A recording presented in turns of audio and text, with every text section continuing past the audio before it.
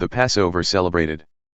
And the Lord spoke to Moses in the wilderness of Sinai, in the first month of the 2nd year after they had come out of the land of Egypt, saying, Let the people of Israel keep the Passover at its appointed time.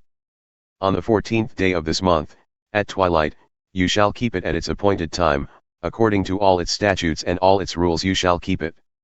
So Moses told the people of Israel that they should keep the Passover.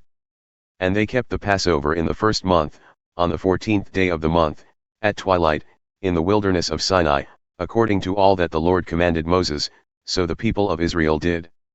And there were certain men who were unclean through touching a dead body, so that they could not keep the Passover on that day, and they came before Moses and Aaron on that day. And those men said to him, We are unclean through touching a dead body. Why are we kept from bringing the Lord's offering at its appointed time among the people of Israel? And Moses said to them, Wait, that I may hear what the Lord will command concerning you.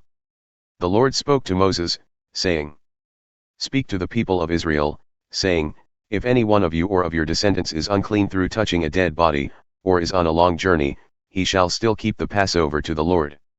In the 2nd month on the 14th day at twilight they shall keep it. They shall eat it with unleavened bread and bitter herbs.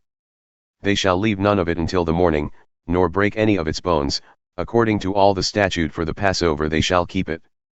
But if anyone who is clean and is not on a journey fails to keep the Passover, that person shall be cut off from his people because he did not bring the Lord's offering at its appointed time, that man shall bear his sin.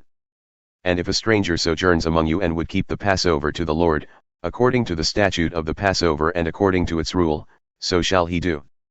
You shall have one statute, both for the sojourner and for the native. The cloud covering the tabernacle. On the day that the tabernacle was set up, the cloud covered the tabernacle, the tent of the testimony. And at evening it was over the tabernacle like the appearance of fire until morning. So it was always, the cloud covered it by day and the appearance of fire by night. And whenever the cloud lifted from over the tent, after that the people of Israel set out, and in the place where the cloud settled down, there the people of Israel camped. At the command of the Lord the people of Israel set out, and at the command of the Lord they camped. As long as the cloud rested over the tabernacle, they remained in camp.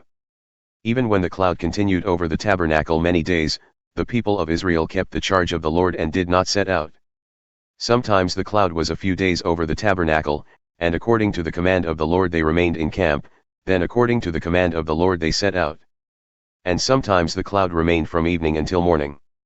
And when the cloud lifted in the morning, they set out, or if it continued for a day and a night, when the cloud lifted they set out. Whether it was 2 days, or a month, or a longer time, that the cloud continued over the tabernacle, abiding there, the people of Israel remained in camp and did not set out, but when it lifted they set out. At the command of the Lord they camped, and at the command of the Lord they set out. They kept the charge of the Lord, at the command of the Lord by Moses.